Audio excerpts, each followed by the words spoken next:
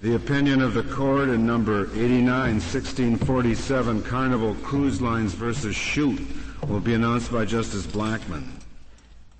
The respondents, Mr. and Mrs. Shute, live in the state of Washington, and they purchased passage for a pleasure cruise on a ship owned by the petitioner, Carnival Cruise Lines.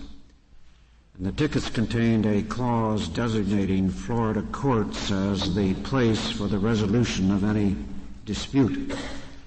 The respondents boarded the cruise ship in Los Angeles, and on the cruise, Mrs. Shute was injured in a fall. She filed suit in federal court in the state of Washington, and it granted summary judgment for the cruise line. The Ninth Circuit reversed. It held that the forum selection clause should not be enforced because it was not freely bargained for and because the plaintiffs were physically and financially incapable of pursuing the litigation in Florida. In an opinion filed today with the clerk, we reverse that judgment. It is true that a freely negotiated forum selection clause, of course, should be given full effect. This clause, however, was not the subject of bargaining, but nevertheless a responsible forum clause in a forum contract of this kind may be permissible.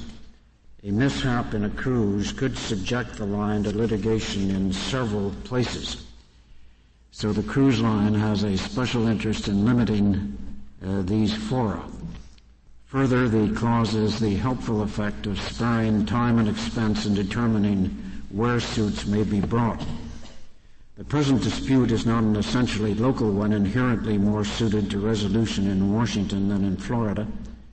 The Shutes do not claim lack of notice of the clause, and they have not sustained, in our view, the heavy burden required to set aside the clause on grounds of inconvenience.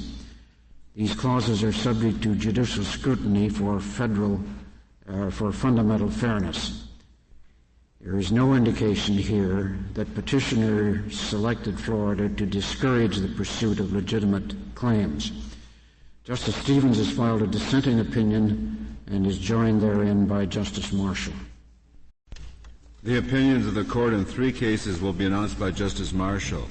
The first one of these is Eastern Airlines versus Floyd et al., 1698.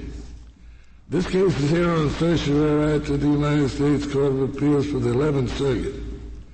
Article 17 of the Warsaw Convention sets forth conditions for liability of international air carriers for injuries to passengers. The question in this case is whether passengers who suffered only mental distress or emotional injury from an airplane accident can recover under Article 17. In an opinion filed with the clerk today, we hold that Article 17 does not allow recovery for purely mental injuries. We therefore reverse the judgment of the 11th Circuit. Second case, United States versus Centennial Savings Bank, number 89-1926. Is here on certiorari to the United States Court of Appeals for the Fifth Circuit. In an opinion filed with the clerk today, we hold that a lending institution realizes deductible losses when it exchanges mortgage loan with another lender. We also hold that family withdrawal from these accounts collected by a savings account do not qualify as income from the discharge of that following under Section 108 of the Tax Code. We therefore affirm in part and reverse in part the judgment of the Fifth Circuit. Justice Blackmun has filed an opinion concurring in part and dissenting in part, in which Justice White joins. The third case is the Cottage Savings Association versus the Commissioner, number 89-1965. It's here on certiorari to the Court of Appeals for the Sixth Circuit. The question in this case is whether a lending institution may realize tax-deductible losses by exchanging its mortgage loans for mortgage loans held by other financial institutions. In an opinion filed with the clerk today, we hold that such a transaction does give rise to realized losses. Accordingly, we reverse the judgment of the Fifth Circuit.